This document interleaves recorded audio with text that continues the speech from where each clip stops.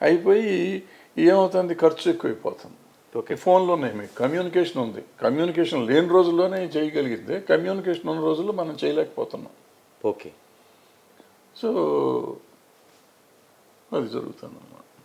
భరద్వాజ్ గారు మీరు చెప్తున్నట్టు సాఫ్ట్వేర్ జీతాలంటే ఇది బత్తాలు కాబట్టి 18,000 నుంచి 20,000 రూపాయలు వచ్చేవాళ్ళు కూడా ఉన్నారు. అవును. వాళ్ళు అంటుంది కూడా ఇదే ప్రశ్న అడుగుతుంది మనకి. వాళ్ళు ప్రశ్నిస్తుంది కూడా కోట్ల రూపాయలు మీరు హీరో రెమ్యునేషన్గా చెల్లిస్తున్నారు, మాకు ఎందుకు ఇవ్వడానికి ఏడుస్తున్నారు అనేది వాళ్ళ కీలక. అసలు అడిగే హక్కు లేదండి. అది ఆ మాట ఏ కార్మికుడు అనకూడదు, తప్పది.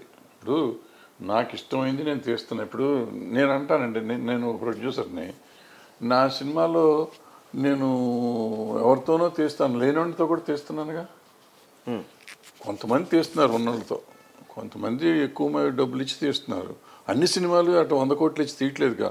ఒక మనిషి 100 కోట్లు ఇచ్చి తీశాడు కాబట్టి అందరూ 30% పెంచండి అంటే కరెక్ట్ కాదు. అది కాకుండా నా ఇష్టమై నేను ఇస్తున్నా. నేను 100 కోట్లు ఇస్తా, 200 కోట్లు ఇస్తాను. నువ్వెవరో అడుగుతానికి నన్ను? నీ డబ్బులు నువ్వు అడుగు, తప్పులేదు.